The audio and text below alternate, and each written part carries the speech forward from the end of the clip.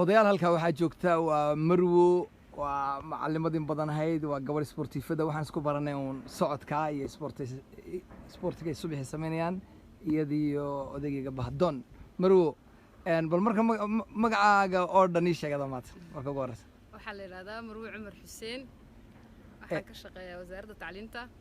ee dalka Djibouti hay bal holidaygaagan wax iga sheegiyo Boorama waxay weeyaan markii labaad horta niman Boorama sanadii hore aan joognay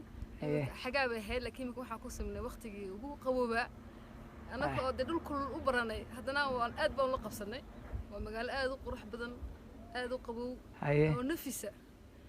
oo dalxiisku ku fiican hay sportigana ka waran subax kasta waad urdiin dadku inay lama yaabaan adii odaygaaga oo شيء قريب يكون هاي ناقد إن ده ورديس. إيه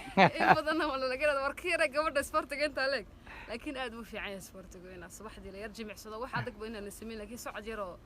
دبل نظيفة جرتها هو نظيفة لقادنا يا ورك أدو في عنده. هاي بورما إيو ومركي الله بعد تمدي كل مركي جور رسيت تمدي ويكو عجيب سكر دقنت هاي ما كوجو عجيب سبورما. نفس. dadku waa bla stress waa happy waa nacmooyin waxa moodaysaa inaad meel waxba dadku in dhibaato bajirin dhibaato ma dareemisid haye kuleel ma jiro waxba de adigu inkastoo de fasaxan oo imanoo de waxa shaqaan qaban laakiin aad buu fiican waa meel lagu nafsi karayo okay waqtigiina inta badan maxaad qabatiin markaad sportka ka tagtiin soo meelo la tagtago iyo dhul ma aragtay de ambiance inta leego si Djibouti ma jiraan maxaad inigu عاديش ده صباح دي مركان سفرتي قسمينه حافظة كنا قلنا إيه صباحنا هدنا لوكا مقالة ده كافيه قدت كابن في سنة دلير تامن ده وأنا بقالة ده أرت بدلير بدن ولادها ده تكون بمركتي دونا إني ورتا مركز صباح كجرا كرياتيفيتي بدن يفولنتي بدن بدك كليه هاي مركا وفي عند ده كابن في سنة هرت حال ده كني كجدوينهين دي ورناهانتنا ده ويكهر سعد جبوت ده أهان هدي الأجد بوين تي مقالة